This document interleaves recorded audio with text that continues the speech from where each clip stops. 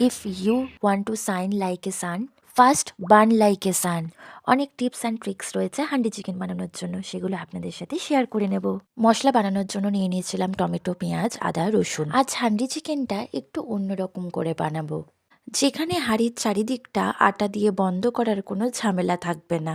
তাই ভিডিওটাকে স্কিপ না করে দেখতে থাকুন। মাঝে মাঝে বুঝতে পারি না কি রান্না করব, তাই আজকে মনে হলো আজকে একবার হান্ডি চিকেন করা যেতেই পারে। আর বেশি কথা না বলে এবার রেসিপিতে যাই। এরপর মাংসটাকে নুন, হলুদ, কাশ্মীরি পাউডার, ধনে, জিরে, কুচনো পেঁয়াজ মিক্স করে হাফ এন আওয়ারের মতো রেখে দিয়েছিলাম। এরপর একটা ঘরোয়া মশলা তৈরি করে নেব। লং, এলাচ, দারচিনি, বড় এলাচ, ধনে, মৌরি, গোলমরিচ ফ্রাই করে তার একটা পাউডার বানিয়ে নিয়েছিলাম। তারপর কড়াইতে তেল দিয়ে তাতে দিয়ে দিয়েছিলাম পেঁয়াজ, টমেটো। আমাদের খেয়াল রাখতে হবে টমেটোর মধ্যে যেন কোনো কাঁচা গন্ধ না থাকে। অ্যাড করেছিলাম নুন, হলুদ। পুরো জিনিসটাই হবে হালকা ফ্লেমে। যখন মশলাটা 80% হয়ে যাবে তখন মিক্সার বাটিতে ব্লেন্ড করে নেব। এরপর কড়াইতে দিয়ে দেবো তেল। অ্যাড করব তেজপাতা, কুচনো জিঞ্জার আর গোটা গার্লিক। কিছুক্ষণ কুক করার পর অ্যাড করব লঙ্কা। ওয়েল মিক্স করার পর লাইটলি কুক করে নেব। এরপর পেস্ট করে রাখা চিকেনটা এতে দিয়ে দেব। আমারও বলে রাখি পুরো জিনিসটাই হবে হালকা ফ্লেমে।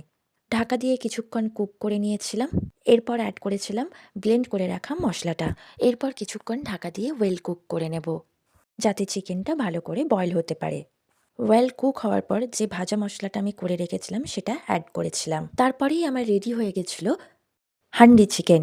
শীতকালে আমরা নিত্য নতুন চিকেন রেসিপি ট্রাই করতেই পারি।